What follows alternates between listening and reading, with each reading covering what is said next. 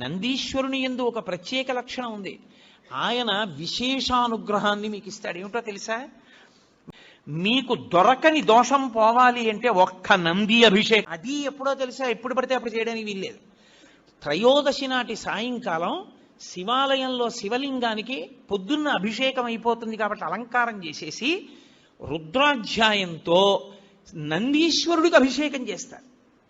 అభిషేకం చేసి నంది మూర్తినంతటినీ కడిగి అలంకారం చేసి చందనం బొట్టు పెట్టి నందీశ్వరుడికి శివలింగానికి ఏకకాలంలో హారతిత్తితే సమస్త దోషములు ఉపశాంతి పొందుతాయి. ఒక్క త్రయోదశి నాడే. ఇక ఇంకొక రోజు లేదు దానికి. దోష నివారణార్థం చేసేటటువంటి అభిషేకం నందీశ్వరుడికి ఉంది ప్రదోష వేళలో.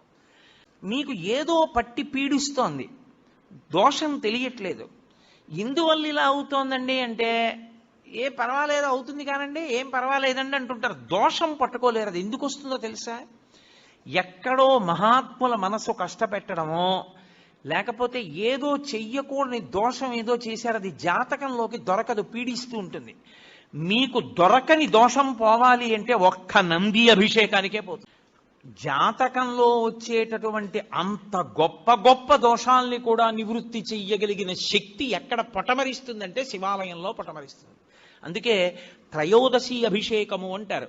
దానికి నంది దగ్గర బయలుదేరి ప్రదక్షిణం చేసి నంది దగ్గరికి రావాలి. దానికి ఒక ప్రత్యేకమైన ప్రదక్షిణ విధానం ఉంటుంది.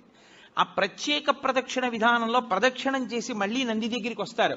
దాన్ని నంది నమస్కారము అని పిలుస్తారు. దాని చేత శివానుగ్రహం పరిపూర్ణంగా కలుగుతుంది. తత్తీర్థం తల మీద చల్లితే చాలు.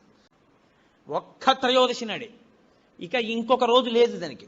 దోష నివారణార్థం చేసేటటువంటి అభిషేకం నందీశ్వరుడికి ఉంది ప్రదోష వేళలో.